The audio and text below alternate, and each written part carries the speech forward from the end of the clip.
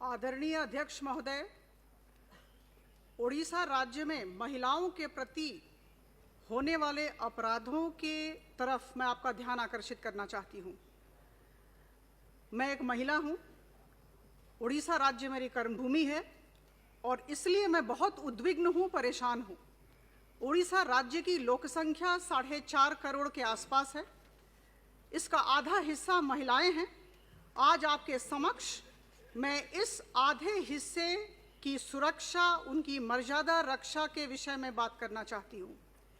National crime record bureau 2018 का report हस्तगत हुआ है। एनसीआरबी के रिपोर्ट के अनुसार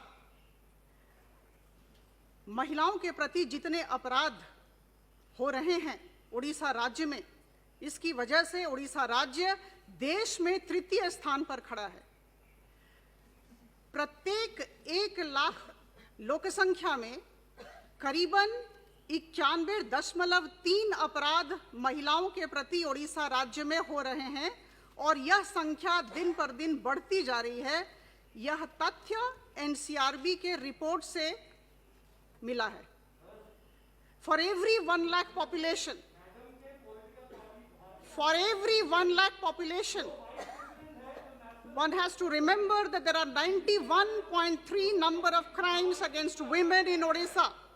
और इसके अलावा एनसीआरबी के रिपोर्ट के अनुसार मैं आपको बताना चाहूंगी कि सर अपराध दंड का दर बहुत कम है, 8.3 है सर। तथ्य के आधार पर बात कर रही हूं, तथ्य भित्तिक आर्ग्यूमेंट कर रही हूं sir. 88.3% dismal conviction rate in Odisha.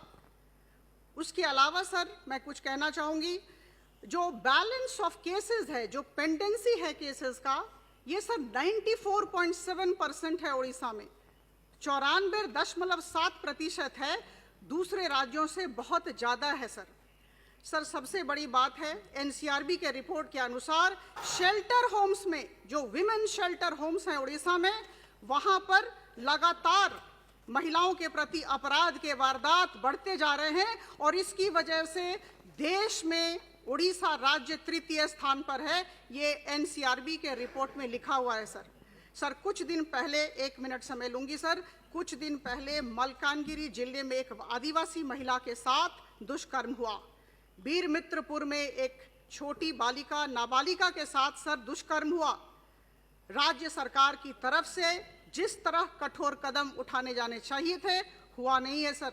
स्थिति बहुत गंभीर है, चिंताजनक है, दुखदायक है। मैं महिला हूं सर, मैं अनुरोध करूंगी आपके माध्यम से मिनिस्ट्री ऑफ होम अफेयर्स को कि ये राज्य सरकार से बातचीत करें और एक प्लान ऑफ एक्शन ले सर, जिसमें स्पेसिफिक टाइमलाइंस हो। ये अपराध, महिलाओं के प्रति जो अपराध हो रहे हैं, ये कम होना चाहिए।